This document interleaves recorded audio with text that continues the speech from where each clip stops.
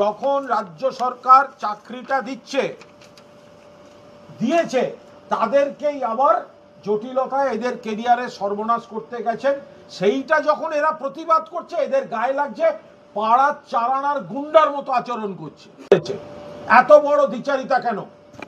আর যার আমার বক্তব্য গায়ে লাগবে, সমালোচনা করবেন, আগে ইস্যুর উত্তর দেবেন, তারপর গালমন্দ করবেন। আগে ইস্যুটার উত্তর দিন, কেন এদের মঞ্চে গেছিলেন?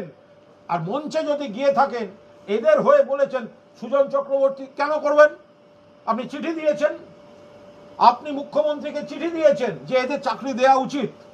মুখ্যমন্ত্রী যখন চাকরিটা দিচ্ছেন, তখন আপনার দলের লোকেরা বিরোধিতা করছে, কুৎসিতভাবে এদের আক্রমণ করছে। এটা হতে পারে কখনো? এত বড় সাহস! একটা 2 নম্বরই মাল, সে এদের ওখানে গেছে, আবার সে মুখ্যমন্ত্রীর নাম ধরে ডেকে বলছে। এটা হয় কখনো? এদের তো কৈফিয়ত দিতে হবে। তাহলে ওদের কাছে গেছিল কেন? বিকাশ বাবুর যদি লজ্জা ঘেন্না বলে থাকে, আপনারা যে জট পাকাচ্ছেন সেগুলো প্রত্যাহার করে নিন। লজ্জা ঘেন্না বলে যদি কিছু থাকে, আপনাদের মুখোশ খুলে গিয়েছে। এই ছেলে মেয়েদের নিয়ে রাজনীতি করবে না। এরা কিন্তু সবাই তৃণমূল নয়।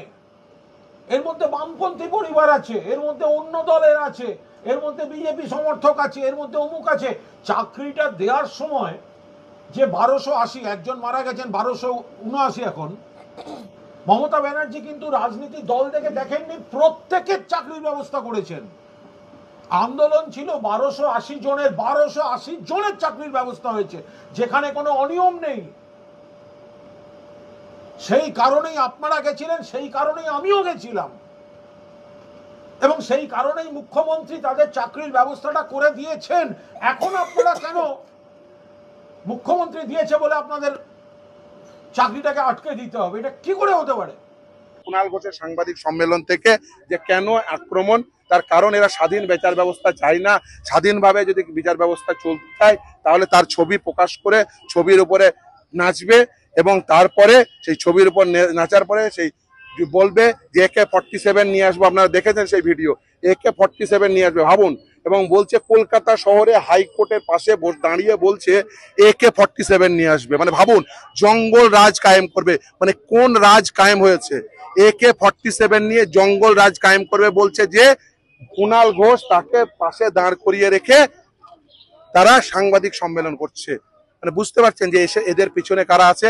AK-47 বালাদের পিছনে কুণাল ঘোষেরা আছে, মমতা ব্যানার্জিরা আছে। আমি সেদিন বলেছিলাম না যে ডাক মমতা ব্যানার্জিকে ডাক, তার কারণ আমার কাছে স্পেসিফিক খবর ছিল। দুটো জিনিস ইনভেস্টিগেশন করুন। এক, কোথা থেকে ছবিগুলো প্রিন্ট আউট হলো? একই জায়গা থেকে কি ছবিগুলো প্রিন্ট আউট হয়েছে যেখান থেকে বিচারপতি রাজাশেখর মান্তার ছবি প্রিন্ট আউট হয়েছে? দ্বিতীয়, ওই তিরপল কোথা থেকে এলো? ওটা কি সরকারি তিরপল? ওই তিরপল কে পাঠাতে বলেছিল? কাকে ফোন করে কে পাঠাতে বলেছিল? সবটাই পরিষ্কার হয়ে যাবে যে আসলে এর পিছনে কারা আছে।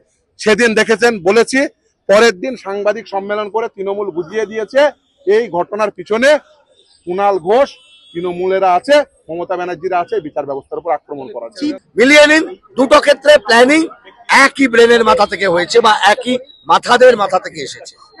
দাদা এক্ষেত্রে হাইকোর্টের উদারতা কি কারণ, মানে দায়ী করা যায় কি কারণ? আমি কাউকে দায়ী করবো না।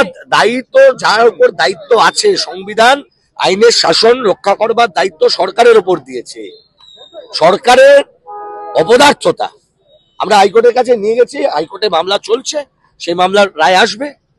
এটা অপদার্থতা সরকারের, চোখের সামনে সেটা দেখা যাচ্ছে যে গভর্নমেন্ট যদি ফেল করে, তাহলে সেই গভর্নমেন্টকে শায়েস্তা করতে হয়, শায়েস্তা জনগণকে রাস্তায় নেমে করতে হবে। অবশ্যই চোর মমতা ব্যানার্জিকে বাঁচানোর চেষ্টা করছে, তাকে ভাঙবার চেষ্টা করছে। সাধারণ মানুষ যাতে ভয় পায় মমতা, তাই চেষ্টা করছে।